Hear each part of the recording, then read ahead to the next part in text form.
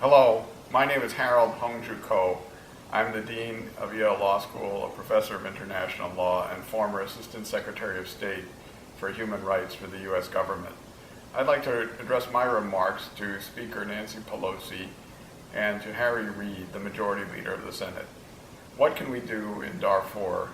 It seems that no one has a solution. And so, years after the Secretary of State, our Secretary of State, called what was going on there genocide, we have still done essentially nothing. And people can't seem to agree on what the solution should be. Let me suggest 4 steps, which you call the 4 Ps. First, we need a peace process. What's happening in Darfur is the result of a conflict that must be brought to a political solution. The administration has done not enough to bring about a peace process and peaceful set of discussions at which all the relevant parties at the table. Second, we need to get peacekeepers into Darfur. 20,000 peacekeepers have been approved, but they have not been allowed to enter because of the Sudanese government's resistance. This should not be something which they have the option to resist.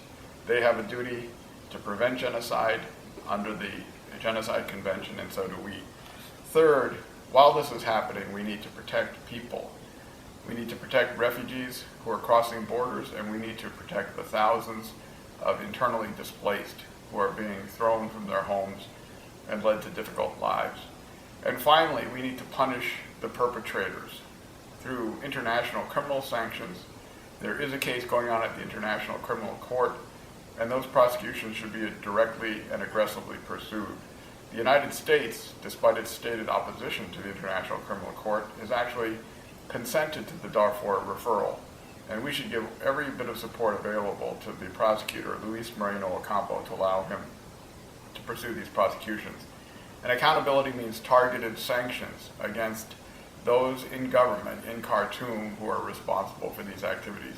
And it means stopping the flow of blood oil. And the blood oil is really flowing through the work of the Chinese government. So this needs putting pressure on Hu Jintao and the Chinese government.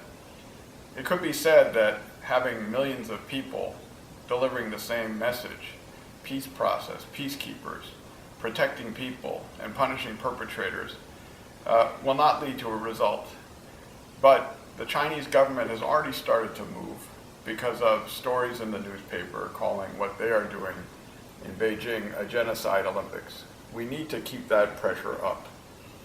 Isn't it wrong that so many years after we said never again in the face of genocide, a genocide is going on in front of our very eyes?